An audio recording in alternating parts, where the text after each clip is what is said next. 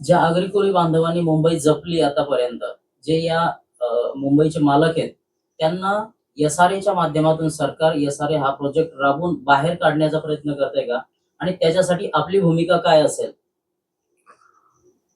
2016-17 पासून आम्ही या एसआरएच्या विरोधात काम करतोय आणि दुसऱ्या बाजूनी जमीन मालकी हक्कांच्या विषयात काम करतोय.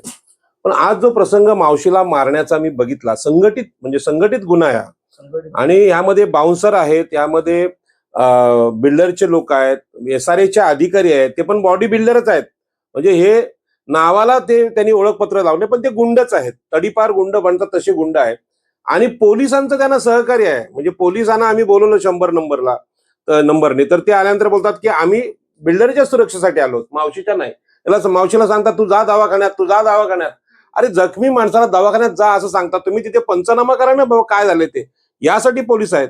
हे सगळा प्रकार बघून मला असं वाटतं की एसआरए म्हणजे मुंबईतल्या भूमिपुत्रांची फसवणूक आहे. या एसआरएच्या विरोधात फार मोठं आंदोलन, इथल्या आगरी कोळी भंडारी ईस्ट इंडियन आदिवासींचं आंदोलन आम्ही या मुंबईत लवकरच सुरू करणार आहोत. लोकांनी आमच्या पाठीमागे यावं, लोकांनी सहकार्य करावं.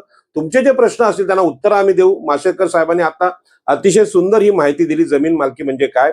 आणि मुंबईत येणारे प्रशासकीय अधिकारी, राजकीय नेते, नगरसेवक, आमदार, खासदार यांचा सगळ्यांचा डोळा अदानी आणि लोढासारखाच आहे.